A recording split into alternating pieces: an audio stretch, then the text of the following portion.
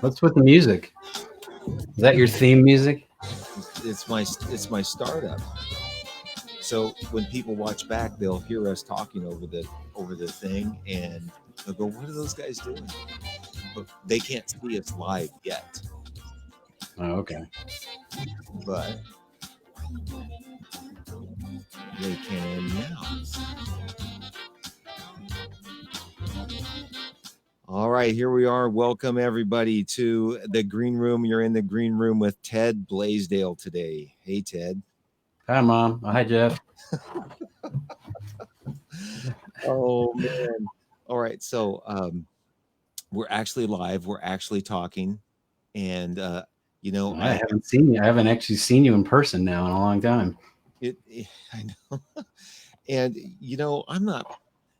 This is week 3. This is the last day of the 3rd week I've been doing this, and I still not very good at it. I still mess up. I still hit the wrong button. I still, You're practicing, Jeff, and what better person to practice on than me? Well, because no one's going to watch this anyways. Everybody has. I've been practicing with everybody. So before you'll have your own. You'll have your own late night show one of these days. Well, that's wishful thinking, but late night with Jeff News. Okay, so before I ask you questions, I got to put this. I'm going to put this picture up. It's going to take me a second. I'm technologically challenged here at times, and okay. So now, whoa, you should be able to see that. That shirt is famous. Okay, I swear to God, I'm in another video and I'm wearing that shirt too. Really?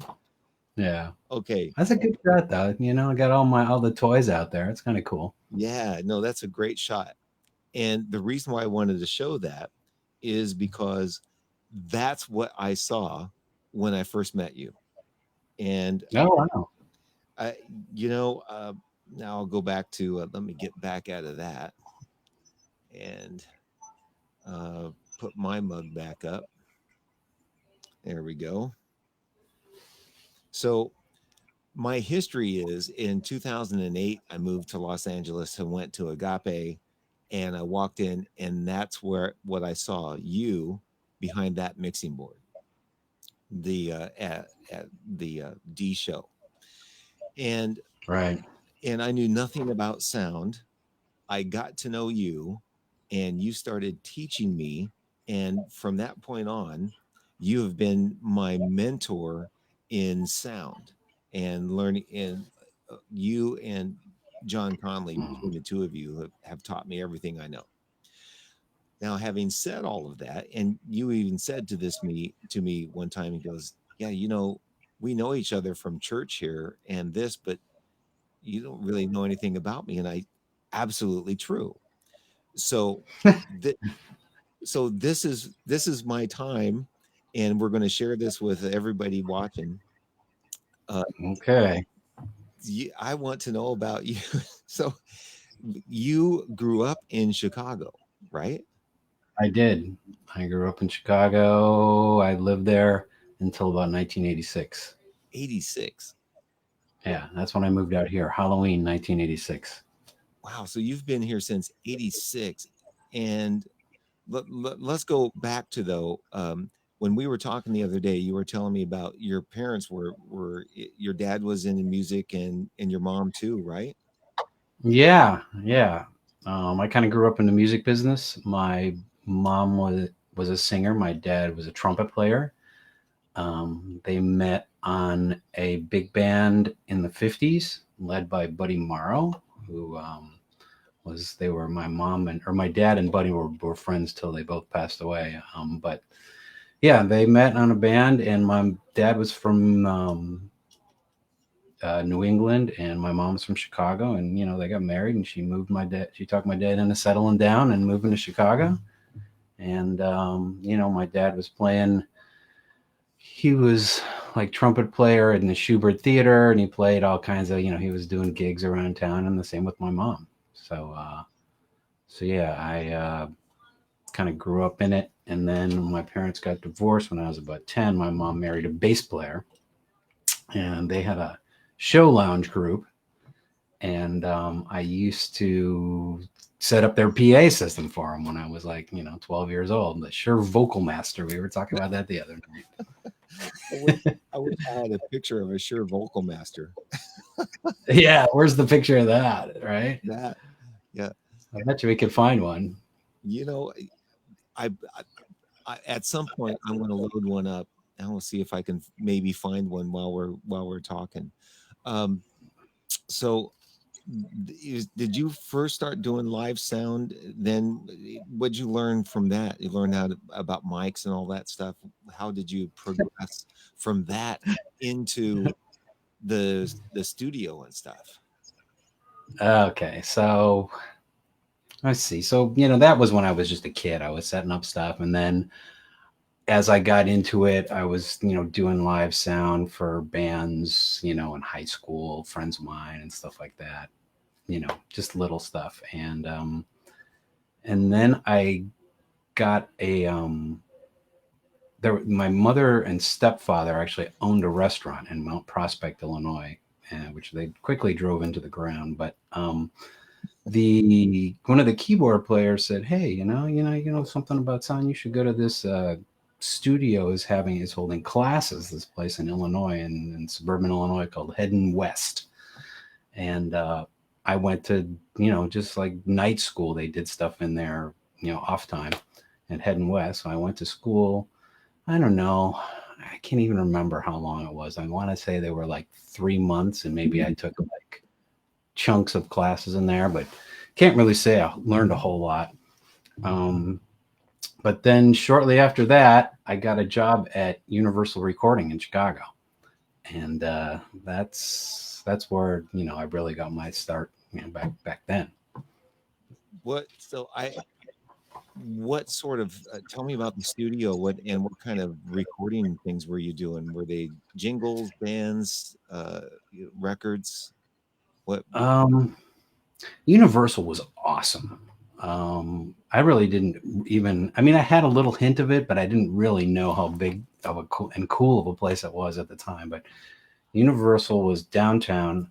My stepfather went to high school with the guy that owned the place, so I had a little bit of it in there. He gave me a tour. He told me to call him back in a few months, and I repeatedly called him back. He started to blow off my calls, and then a week later, after maybe like the third call, I was about to give up. I got a call to do the files at Universal. Come down and do the files for minimum wage, and I got a job there. And it's funny, when I did the tour there, they were working on the soundtrack for the Blues Brothers movie, right? So they had a huge, massive studio. I swear it was like 60 by 40 with like 30-foot ceilings. They you could do anything. We did entire orchestras in there. We did gospel records live with choirs in there. Um, I mean, that was like the big studio. There was like, I don't know, probably there was at least 4 music rooms, and then they had like film mixing suites downstairs, and they had production suites where they would do voiceovers upstairs. Um, it was an amazing place. I mean, I didn't know it back then, but man, they had all the cool stuff. They had like they had a 3M digital multi-track machine, which I didn't know what it was at the time. And digital multi-tracks were really um, new at that time. And this particular one, the 3M one, you were supposed to wear like rubber gloves when you changed the tape, and it had an air cleaner in there and had all this cleaning stuff. It was almost like a scientific environment, kind of a weird thing, but man, it sounded awesome. so And we had an 80 series Neve board in there, which is, the only thing about 80 series Neves is they're still around, and there's a lot of them here in LA. And the one that was in Universal is out here in LA today at the Village. is that the one I have the picture of? No, no, the picture you have is in Studio D. That's a newer one. That's the 88R. Oh, The 80, I think is an 8048 or an 8078 is the one in Studio A. at the Village right now. But it's so funny. I have a picture of me. I don't know where it is right now, but I have a picture of me when I'm like 20 years old sitting at that thing. I used to bring it with me to the Village and say, "Hey, look at this." Wow. Uh, did the kind of did you start being you were doing the filing, and when did you actually start mixing and doing placing of mics, and how did all of Right, right. Well, I got the job there, and I remember them telling me, "You're going to do just the files. You're not going to do any engineering at all." And I was like, "Sure, whatever." I mean, even when I was like 20 years old, I knew all I needed was a job there, and I would get in. So I was back doing the files, and the it was in this back room, and the guys started to come through, like some of the other assistants, and they would say hello to me, and I got to know them, and they got to be friends of mine, and some of them are still friends of mine today, interestingly enough. But after I was done with the files, I would go into the studio. They'd show me things. Eventually, the files were finished, and they had me do other things. I was hanging around in the rooms, learning stuff from the guys, and I had a great staff to learn from. Some of the guys that are my mentors in recording, and we did all these cool projects and stuff. And I don't know, I guess I just, eventually worked my way up. They liked me. My boss there, a lady named Foot Kirkpatrick, she really liked me a lot. And, I think I said, "Hey, can I use the studio sometimes?" They were pretty good about letting the employees use the studio. And yeah, I did my first session. I would do any sessions that would come through, no matter however small they were, I would do them. And, eventually they started putting me on other things. And I learned a lot. Like that's where I really learned how to do stuff, was when I started working there. The school was cool. Working at Universal, that was an education on how to do everything. and that was in those days, everything was still analog, a big tape, and rooms, and the techniques were so much different then than what they, well, I guess they really haven't changed much, but the equipment has changed, right? Or no? Yeah. Well, the equipment, like I said, that 80 series Neve board is still in use because it's so in high demand. Remember, like I said, we had the first digital multi-track there. So, but mainly everything was analog. And, I kind of grew up on analog, and I'm proud of that. And I love it. And, the techniques, we still mic drums the same way. I mean, we're still putting dynamic mics and kick drums. I mean, all that kind of stuff. It hasn't changed that much. But, Right. we had a lot of, we had the first synclavier, one of the first synclaviers that was around. We had an SSL back in like 1980.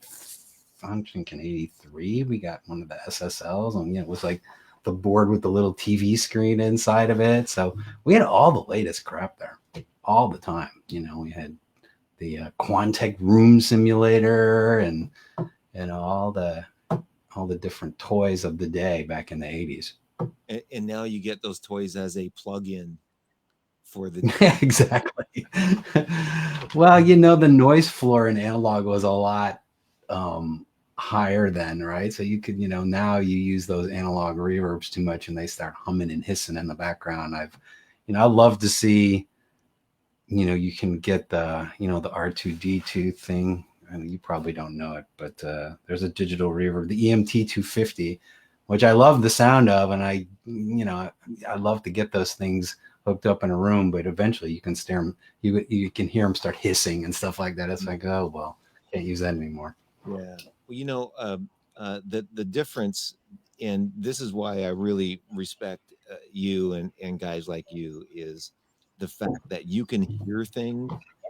And in my world of sound that I've always only done is live sound, and those little noises and hisses most of the time make no difference. And it's when you're doing a live Right. gig, like a one-off, and this is an example. I was doing sound for Lee Ritenour, and there was a buzz coming through one of the legs, electrical leg, and we couldn't get rid of it.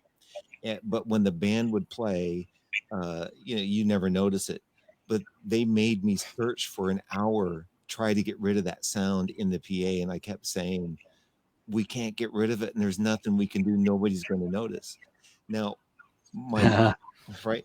My point is, if we were doing a recording and things like you just noticed, were saying with the reverbs making a noise and things being noisy, when you're making a recording, you really need to try to get rid of that because you can hear it in records, and you want to make a clean record. In a live Sure. performance, I'm a lot of times I don't pay attention to it because it doesn't matter. When the snare drum starts Yeah. hitting, You, I'm going to notice. you didn't just put like a gate on it and not say, I fixed it. Right?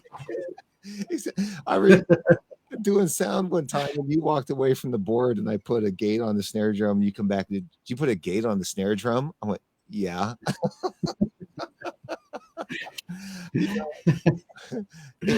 Because I would never do that. But so, But in live sound, if something's buzzing or something, it's just like, oh, I'm just gonna put a gate on it, and then they start playing, they'll never hear it. right.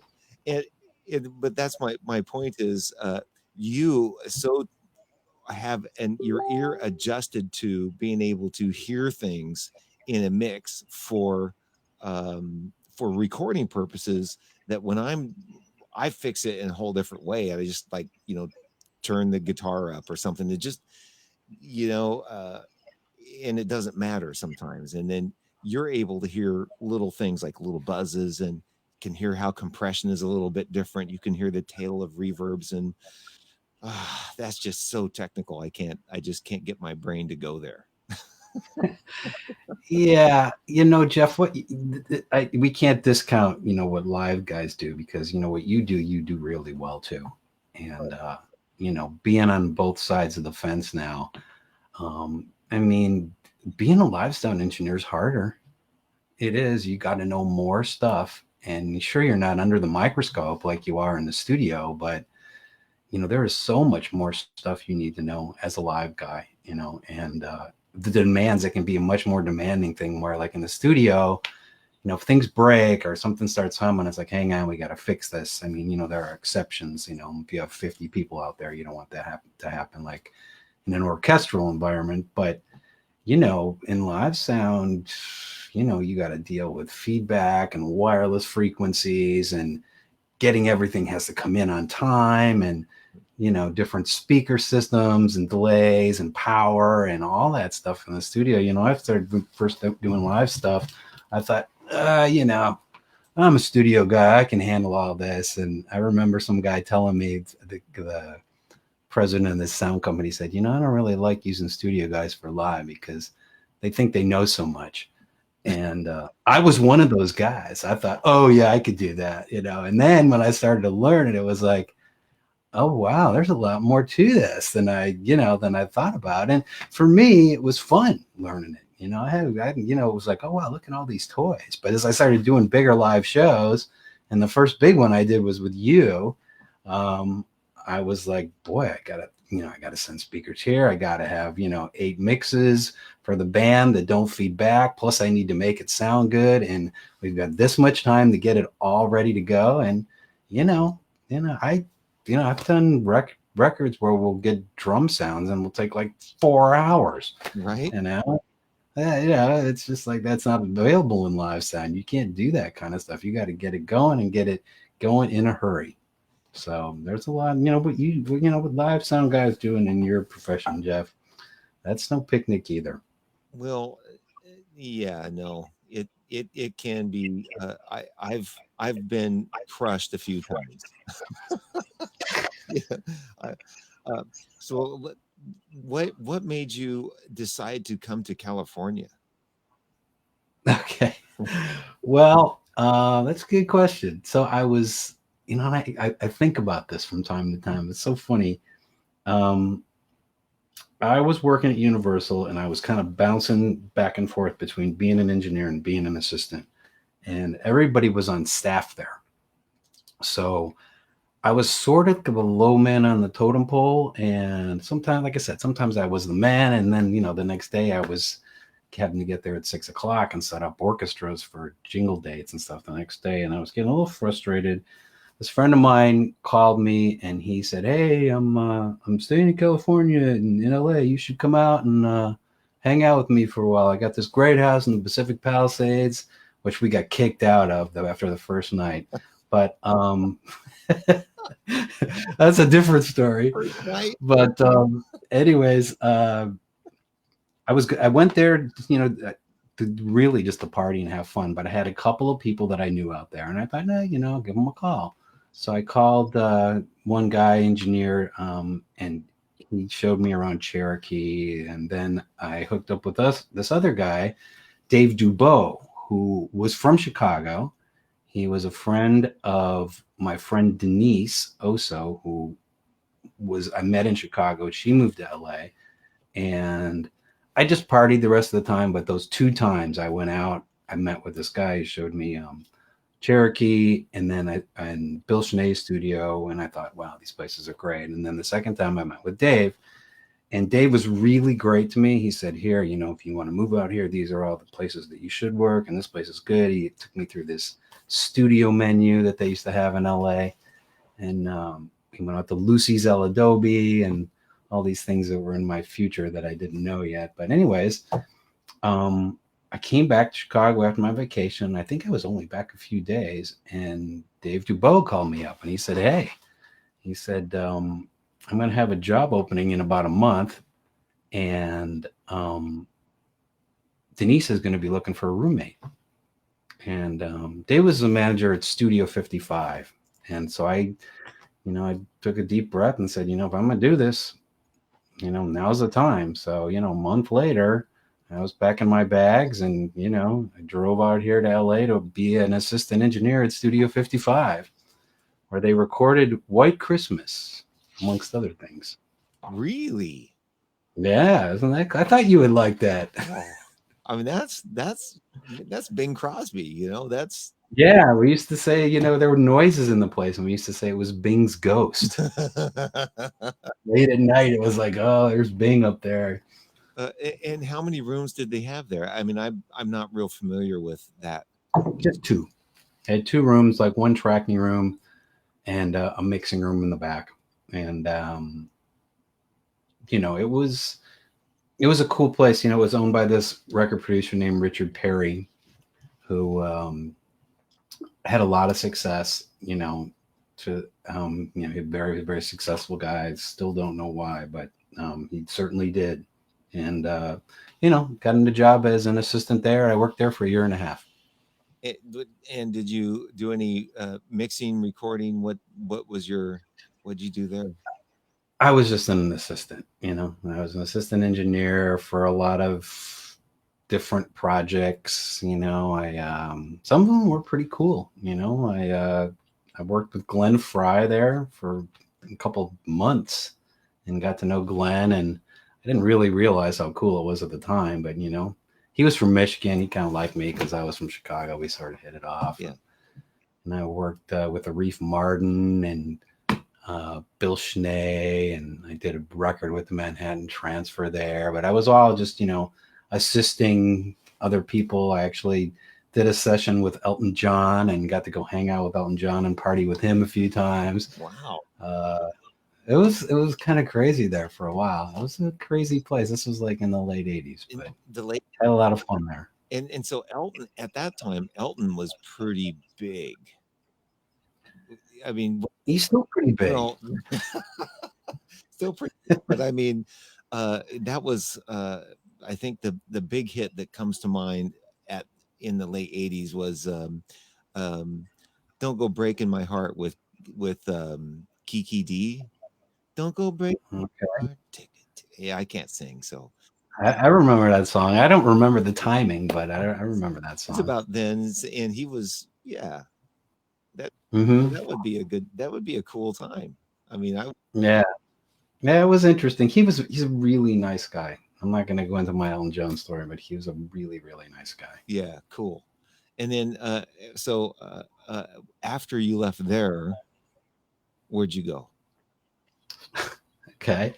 So I worked there for about a year and a half, and I just, I was getting a little bit tired of assisting, and I decided I would, was going to be a freelance engineer, or I was going to find something else to do and move back to Chicago, do something else. And I made some friends there, and I started working at publishing company studios. My I met Glenn Ballard there, and his regular engineer was this guy named Francis Buckley, who is a friend of mine. And I decided to quit Studio 55. I think I went to Europe for about a month.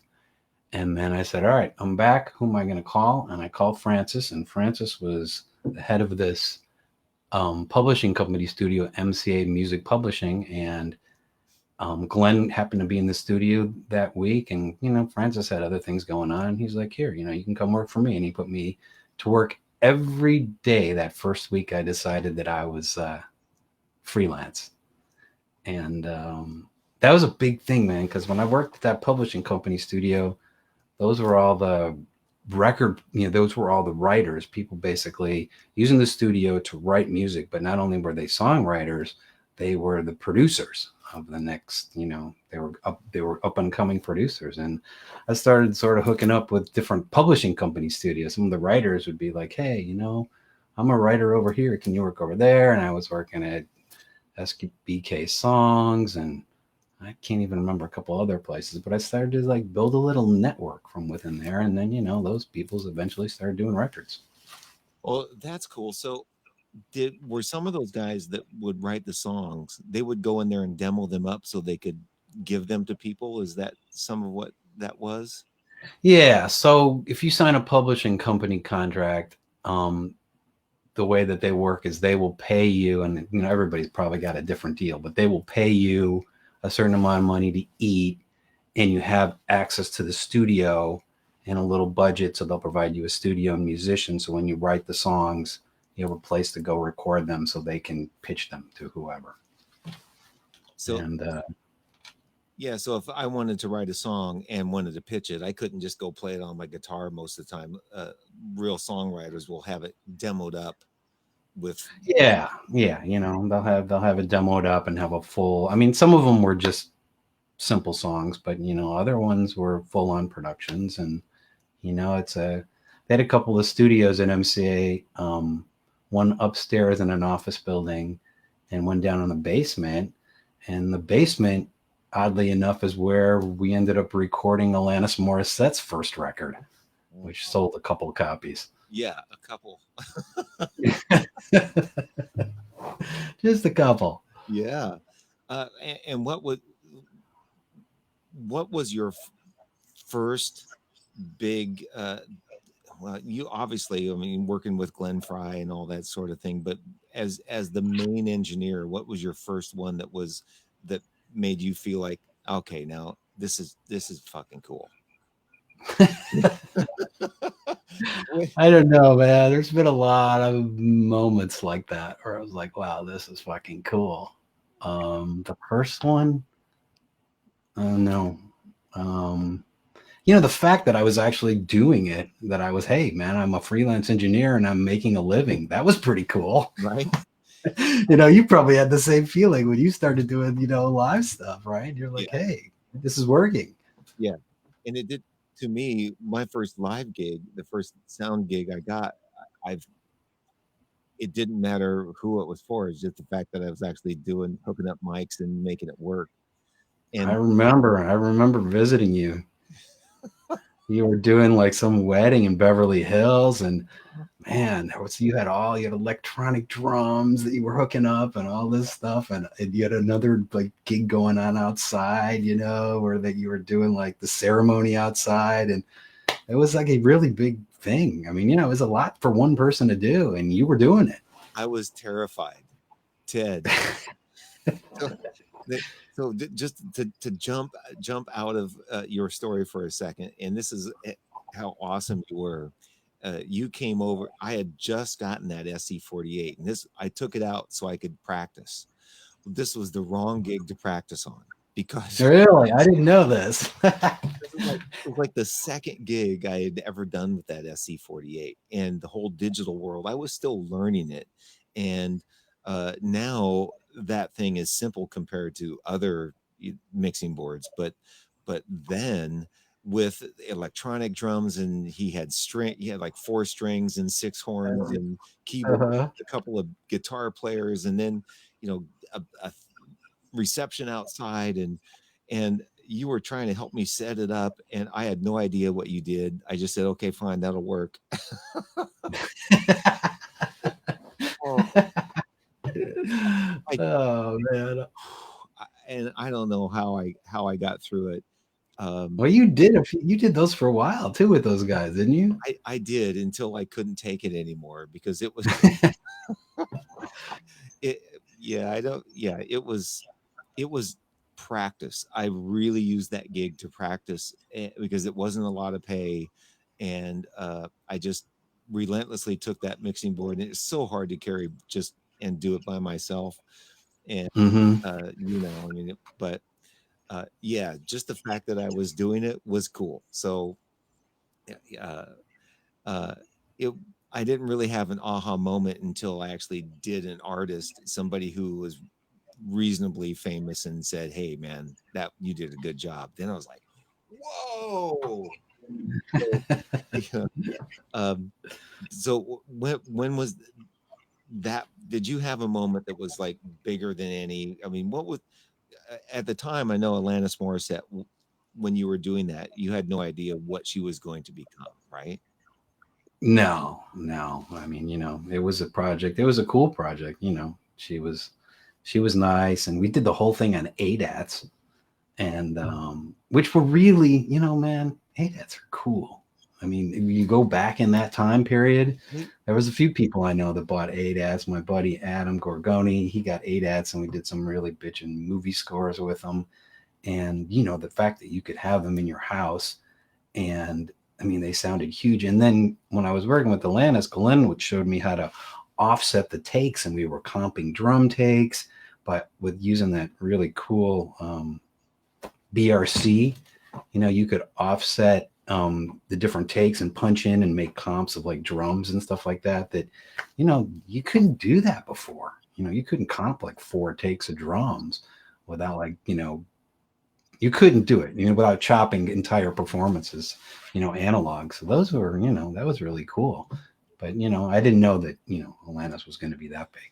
Right, and ADATs at the time, there were sync problems, but they were sort of unique to the format, right? When they getting all the machines to sync up, wasn't there an issue with those sometimes? You had to wait, if I remember correctly. You'd push play, and I think it would flash a couple times until they all locked. Um, you know, the funny thing about ADAS is I remember them kind of working, and then the transport's not being an issue like when we first started. It was like later on when they started kept going and they came out with new ADATs. I had some real nightmare days with them, but they sounded really good. Yeah, And you could do auto punch, and the digital punching was so much faster than analog punching, and right. it was a cool period of time there with the ADATs, I thought. Yeah, I so you can't see the comments on the Facebook unless you have Facebook, but Dylan says, "Hey," she goes, "Hi," Hey, Dylan. and Carolyn, would you say her last name Codes or Codes? Codis, Carolyn. Hey, Carolyn. Yeah. So there, Carolyn and I worked at Universal together back in the early '80s. She worked there too. We had a lot of fun. wow. Um, so from that point on, when you did Alanis Morissette and some of those, did you just keep doing freelance stuff? Is that all you did from that point on, or did you? Yeah. Um, Eventually I got out of the publishing company thing and got into doing records, and I did like I worked with this guy named Ian Prince. He was like kept me really busy for a few years, and it was all kind of like 90s machine pop kind of stuff. And he's a really talented guy, Ian Prince, just an incredible keyboard player and programmer. And we kind of were learning the ropes together, sort of, and then I started moving into, I don't know, I met some other songwriters. We were doing songs for different people's projects. I got into doing commercials, which was great. I really loved doing jingles. Those were really fun. And then, movie scores. I was doing movies with this guy, Frank Fitzpatrick. He was one of the first guys. I mean, I mentioned my buddy Adam Gorgoni. He was the first guy that I did films with. And, we would mix down a 4-track analog with, I think, the first thing that we did. Adam got ADATs, and Adam's so brilliant. I still listen to that stuff today thinking, wow, it's so great. He got such great tracks out of like Roland samplers and stuff like that. It was just amazing, the stuff that we used to do together. And, but yeah, I kind of got into just doing stuff, and, just I really got into working in the studios and getting more into acoustic stuff then, acoustic recording. And then, with the movies, as we got bigger projects, it's like, okay, now instead of having, 10 strings, we're going to have 25. Instead of 25, we're going to have 30. And I started getting into the whole ensemble miking and, learning and studying how to record like large format ensemble recording. And that's really fun. So when you were doing a full orchestra and you'd have to be in a big room, would Mhm. some close mics, some room mics, and then in those days, because there wasn't multi-track, you were limited to how many ADATs you had or whatever. No, no, no, no. We never. I don't know. Remember ever using ADATs with a giant orchestra? At Did, that point, it was like, yeah, you didn't want to do that. yeah. So what were the the biggest machines? I know my limited knowledge, there were Tascams and Sony. Oh, well, by that time, it's hard to, the digital. They had digital 32-track machines, and they had digital 48-track machines. And then you could lock up 2 digital 48 tracks. You could do 96 tracks because you could lock up those big Sony 3348s and have 2 of them going. Mm. So we were using those instead, at the time, using those large format things. And, making, once I don't want to give the whole thing away here, making an orchestra, if you know how to do it's not that hard. It's much harder doing a wedding. But except the stakes are higher because you're paying lots of people. I mean, if you've got a 50-person date or a 100-person date or whatever, you're paying all those people at the same time. So everything has got to go right, right away, like live sound. But, if you have the right room and the players here are amazing and you set up a tree over the conductor and put in a couple of spot mics and you know how the stuff is supposed to sound, you're really sort of just relying on that tree mainly, and then just kind of sticking in the mics for the things, or if you need to grab a line, or you got to put, mics and percussion and stuff like that.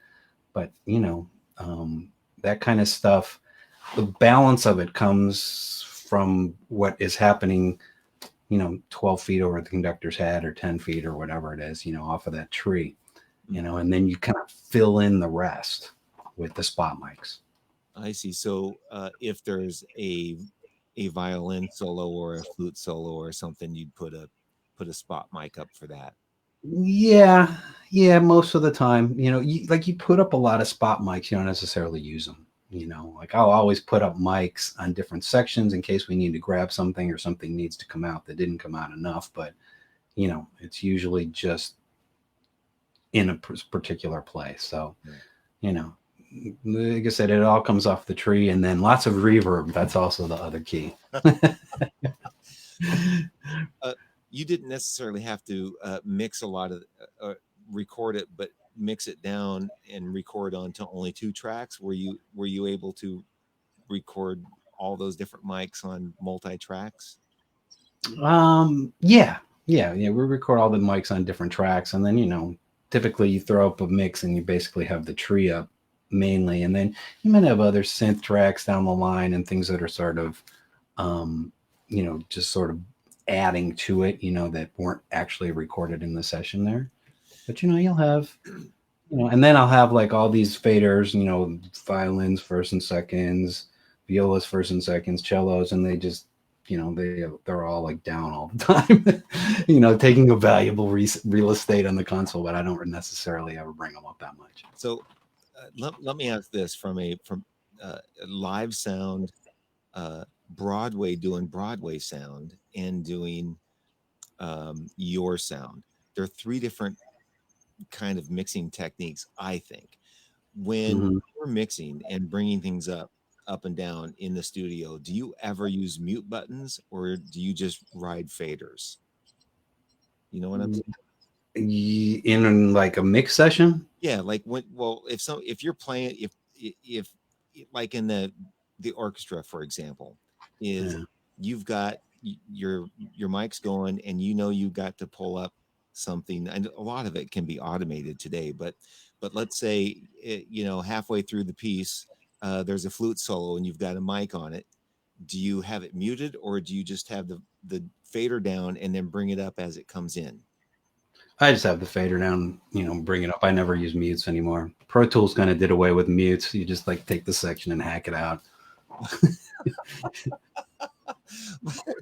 So, and a similar technique is used for Broadway musicals where they never use mute buttons. They just always bring the faders up and down. And in my world, it's the minute it's there's mute buttons all over the place. Mute that thing, and Right. uh, Yeah, mutes are a lot more in live sound. I've never done a Broadway musical. I've never had to do anything like that. Your daughter does those, right? yeah, yeah, and that's was the thing that I noticed when I watched her when they're mixing. It's just constantly riding the faders on whichever scene it is. They're Yeah. This is this scene, and I need all these mics, and they always start with them down, and then as the actors come on, they bring them up. And it's their job to catch the line, and Yeah. Now, do they follow scripts too? They got to have like paperwork in front of them. yes, and every this is the thing that's uh, um, there's actually a good YouTube video about the guy from Hamilton talking about what he does. So um, every actor, depending on who the lead is, or the subs, because they rotate actors, they all have different script books to pull up because Hmm. there's different group of people, so they'll come in at different times. So they make their own notes and then they follow their script exactly. So okay, Mike 2 comes up, and and what they do is they lay their script out over the top of the console, so all they're working is their faders. They don't touch anything else because it's just faders after they've already set those. Wow. And dude, that is intense. I could not handle that. Sounds like it. I remember I went and saw a show in Reno one time. A friend of mine, and his mom took a bunch of us out to this show in Reno, and we were kind of sitting next to the mixer. And I remember him having a script and making all kinds of moves, and I was trying not to pay too much attention to it because, you know, with us sound guys, we can so totally get sucked into the tech part of it Right? that we don't enjoy the show. You know, Right. so. But yeah, I remember him like, having a music stand and a script and all these markings and pages, and he was constantly flipping pages and doing stuff, and just sweat pouring down his face and stuff like that.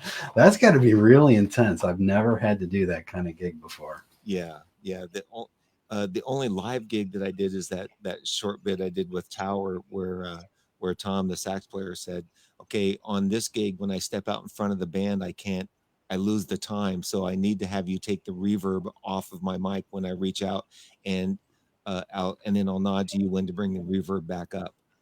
Hmm. Little things like that. So I'd have to watch when he'd take a solo because I would have to do different things so he could hear himself Hmm. in ears. But Right.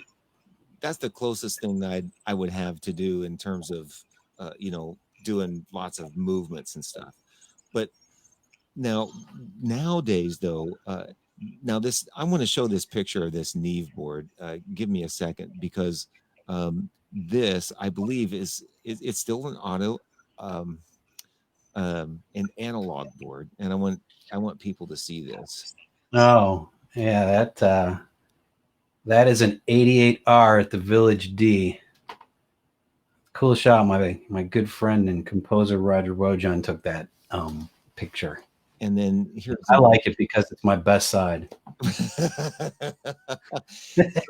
I didn't I sit behind you one day in that studio, Yeah, I think I invited you by one time. and I felt so uncomfortable. I felt so in the way.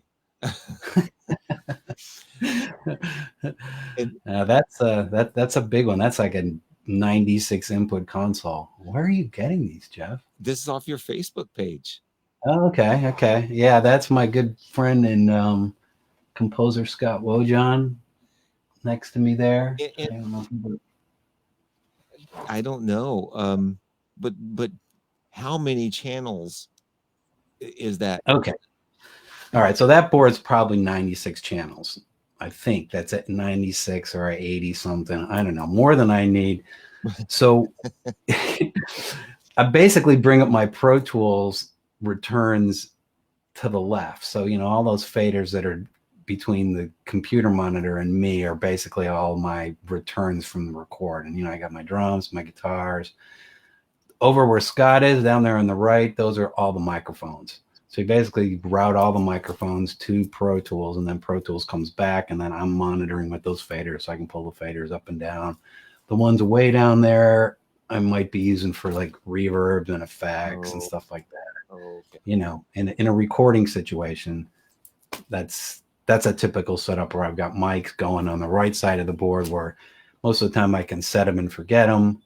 Once I've gotten, the kick drum sound or whatever, the drum sounds, those faders just stay put. And then the ones down here that are closer to me, I'm having to move those, and reverb and EQs and stuff like that. The rest are just, like I said, are not used or, Well, they're reverb returns or something like that. And you can use, like, those channels actually have two faders on them. You can use the faders up in the middle there, so you can actually have even more returns if you actually need them.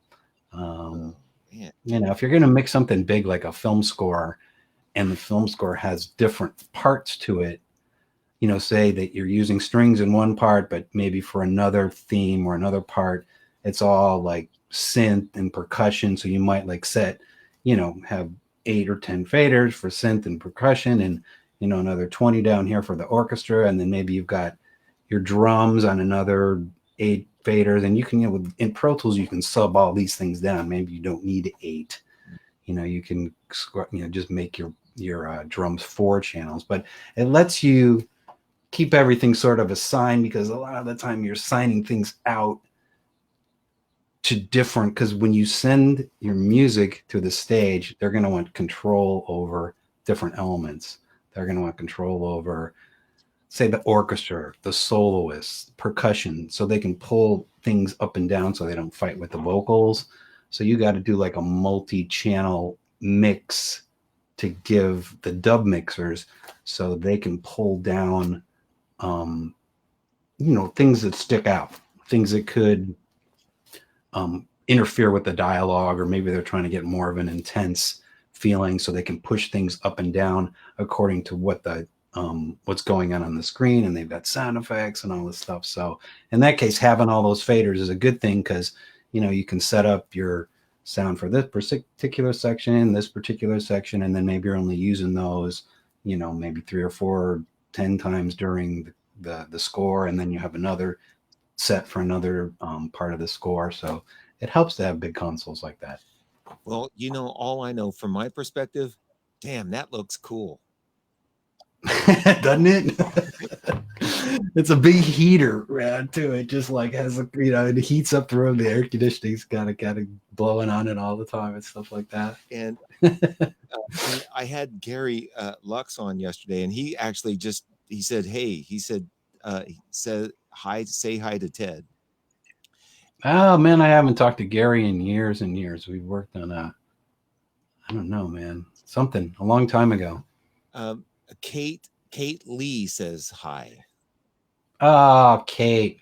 Kate's one of my favorite students. So and now she's got a job working at a really great live sound company, Brat Sound, up here in Hmm. Oxnard, and she's cutting her own path in the world. Love Kate. Oh, fantastic. The what Gary had in his room was the new S6, the new Avid S6. Now, Mm-hmm. Mm-hmm. to me, it looks cool in a whole different way. So this Neve uh, desk that we're showing here, that's a Neve, right? Yeah. Yeah, I mean that looks cool because it has rows and rows and rows and rows of buttons, and the new digital stuff looks cool because it has rows and rows and rows of lights and little buttons with color. Right. Right. That's a control surface of the S6. This thing actually passes signal, where the S6 is a control surface Oh, yeah, it's a control surface for Pro Tools. for Pro Tools. Yeah. Yeah. Now we were also talking, and I was able to get this up. And Gary yesterday, by the way, was mentioning his first bass rig, and I know you'll remember this is the old custom cabinets, with the the plush plumpy kind of sides, and they were like cushion. Oh yeah, yeah. They were kind of upholstery, sort of, right? With the Yeah, that was his first bass rig. So, oh, he said that you guys did Manhattan Transfer. oh right, yeah, that was it. Manhattan Transfer. I had a couple. I was an assistant on one of their records back at Studio 55, and then I was an engineer on another record with them, and Gary was involved with that one. That was a long time ago.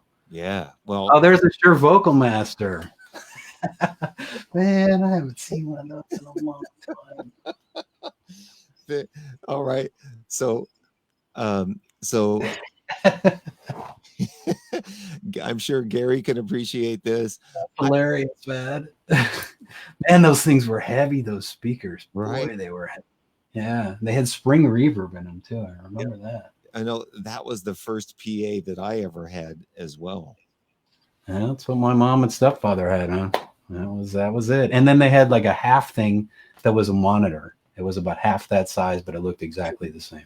I got to tell you, my first band when I was a kid, and we never had monitors. There was no such thing as monitors. It was just Mm-hmm. you know Yeah, like the Beatles, right? When they're playing Yankee Stadium, they didn't have monitors. right. There's no such thing as monitors. As a matter of fact, when I graduated from this, the mixing board I bought was a Sun Coliseum mixing board, and Mm-hmm. and it was probably 2.5 feet wide, by or 3 feet wide by 2.5 feet deep, and it weighed like 200 pounds, and it had 8 channels.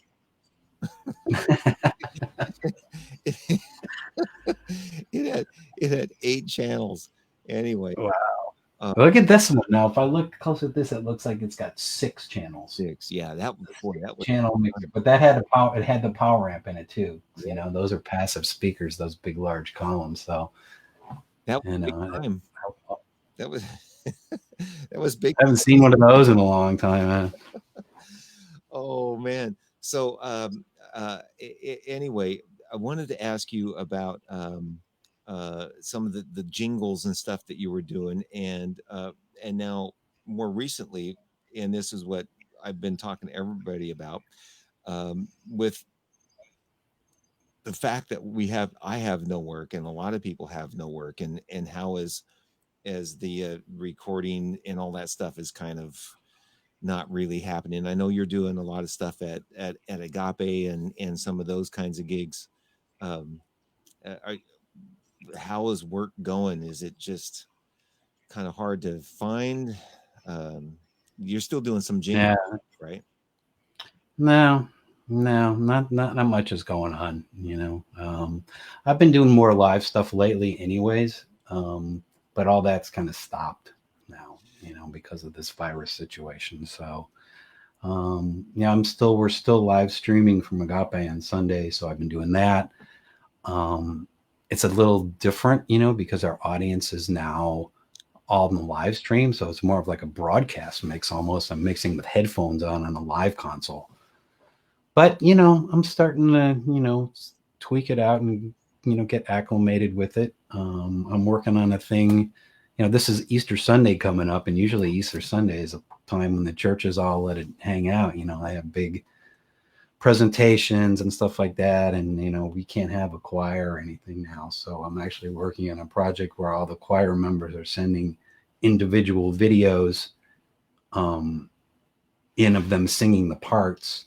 And Marianne Lewis, who I know, the musical director, she's sending me the videos of all the people, and I am stripping the audio from them and lining them all up and separating their parts out. And I gotta try and find a way. I'm trying to get them all to line up. So some of them are a little looser than other ones, but we're going to put all that together. And she's working on a video compilation of it, and I'm putting it together, all the audio of all these movies, and putting them in the QuickTime and just exporting the audio only, and putting them into sections, and gonna send them to her. I don't know, soon, because we got to get together by Sunday, and that's my project right now. But That no, not much going on, but there's something I can do at home, so it's kind of cool. yeah, but that what you were just talking about, I'm sweating just thinking about trying to do all that. You know, I mean, I'm doing this. I got two videos here, and your sound and my sound, and that drives me crazy. This is kind of fun, I mean, I don't know. I've never worked on a project before like this, where we've just got all these vocals just kind of being sent to me, and um, they're not all lining up that well. So I'm trying to. I just downloaded. I remember this program I used to use years ago called Vocaline, and I think that is the ticket for doing this. And I just looked it up. It costs $400. It's probably worth every penny, but I don't use it enough. So I just downloaded a demo before we started getting going here. I'm going to see if I can get that thing to work, and maybe I can just use it for a couple days. Well, what we're talking about right now is what almost every musician is talking about doing live streaming and putting parts together, and the idea that maybe someday, or there are some people right now that think there's a way to just call in and you all magically line up. Well, you know, you know, there are a couple of things that work. I mean, we were talking about this earlier in the week. The only time I've ever had those work up, that the where you want to live stream together in a group like that. I mean, obviously the timing is a problem, and you know that too, right? Um, you know, I used to do sessions via ISDN years ago, and those, were full fidelity, and they were kind of in real time. But there's been a couple of plugins now that have come out. One is called Source Connect, which I used a long time ago. Actually, I used to use it on Agape. I was kind of beta testing a thing for them, but then another one came out that my friend Greg Welchel told me about. Let's see, it was just the other day. Give me 1 second here. Oops. We've also been talking about computers. My friend Greg and Greg's a computer wizard, and I run into trouble. I ask him. But he told me about this thing, audiomovers.com. For all of you, streamers out there, I haven't checked it out yet. But again, it's a low latency. I don't think it does video, but it allows you to connect with people over the internet.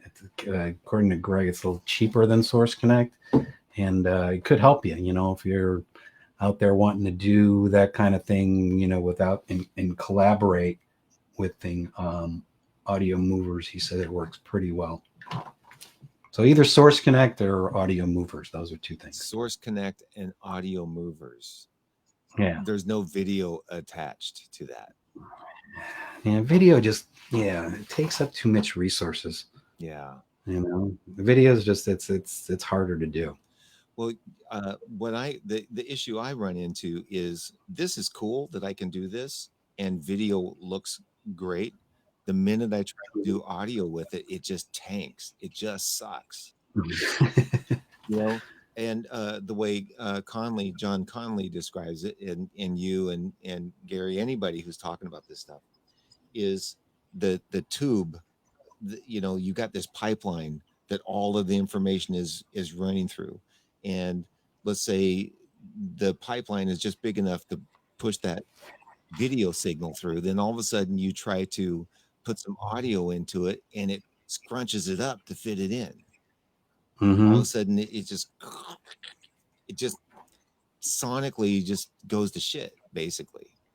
You Yeah. know, and I have not been able to get, and I was talking to you about this with doing Mitch the other night, you know, about placement Mm-hmm. books and everything, and I have yet to find anybody that has figured it out of how to make it over video like this and get it sonically to sound good.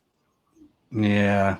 I don't really know. I think that's, that's probably, if you throw money at it, you'll probably be able to figure it out. But I don't know that any of us are ready to throw that kind of money.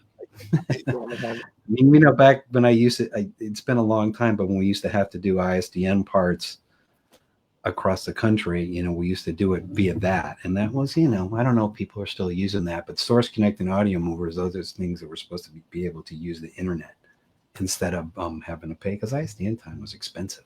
Yeah, yeah, absolutely. So Source Connect and Audio Movers. Audio Movers. I have no affiliation with either company, but if they'd like to give me an endorsement now, since I've mentioned them, I'm open. Ted, can you believe we've talked an hour already? I believe it because you and I can talk for an hour about stuff all the time. I know. I will never forget. I was sending you pictures one time of something, and you texted me back like, "Ooh, gear porn." No, I'd never heard that before, but you know, I like I can get into the whole gear aspect of it and talk with you about it forever. And Sure. Sure, man. Jeff, you and I have whenever I've got those live gigs that I need some heavy lifting on, I always call you. Well, either big or small. well, And we've had our share of adventures together we have with steaming vans that won't start because they're pulling generators from the valley, and then they get stuck on the back of the van, and we're pounding on them with a hammer, and at 10 o'clock at night. absolutely Uh, the funniest time ever pulling my van up with steam spewing out of the engine with the generator for the July 4th gig, and Mackenzie's in the front of the van with me, and she's like, "Are we gonna die?" I just remember you pulling up to that thing with the generator after all that hassle, and then all the steam is coming out of the front. We look back at it now, we're cracking up laughing, but at the time we are like, God, No, can't believe this guy did all that stuff. But it was fun, yeah, man. it was. I remember the first one that we did. That was the first really big live gig I did in Culver City, and I just remember, boy, if this doesn't go right, I'm going to have to move. Because I told those guys at the Exchange Club that I had done that kind of thing before, and I had never done anything like that before. Theoretically, I knew how it was going to work, but I had never done it. And then you and I got together and we pulled it off. It was great, yeah, and it's been a hoot ever since. And Mm-hmm. and you've been an amazing source of information and help for me, and I appreciate that. Uh, it's my pleasure, Jeff. You're a good guy, man. Thanks. Well, on that note, No matter what anybody else says, you're a good guy, Jeff. I know, yeah, some people don't believe it, but it's okay. Nah, Jeff's a good guy. Very helpful, and just a stand-up guy. Never have to worry about him flaking ever. Well, I appreciate that, but what I want to leave with this one last thing that's pretty funny is because I was in service at Agape being an usher, and Ted is always the guy that's there, always calm, cool, and collect. I was the guy that was always pissing people off because I would be. That's right. I just go. Do you say you piss anybody off yet today? Because people walk in and say, "I'm going to sit there," and I go, "I'm sorry, you can't sit there," and they get mad. Don't you know who I am? That kind of thing. And it seemed like I was always making somebody mad. So the first thing you'd say to me, You pissed anybody off yet? That's funny, man. I kind of And your answer is day's not over yet. Yep, day's not over yet. I think that's from a movie somewhere. Tell anybody yet? Day's not over yet. day's not over. All right, so I'm gonna take us out, and I'm gonna close in my usual thing. Um, I found a song by Roger Smith of Tower of Power that Mhm. the internet doesn't flag and say I'm not allowed to use this music. Oh, right, because Facebook will cut you off Yep. if they. I remember when I used to do live streaming, a couple of years ago, and we would play music, and if they match the algorithm matches it with something that's copyrighted, Yeah, boom. cut you off. You don't have permission to use it. So Hmm. so I'm going to take us out with this song by Roger Smith, and thank you, Ted, and we'll be talking again soon. Hey, Jeff, this was fun, man. It's just like you and me BSing about gear. That's what it's supposed to be. I'm sure everybody who tuned in is falling asleep by now. Well, we'll see. We'll find out on the flip side. All right, buddy. Thank you, Ted. Thanks.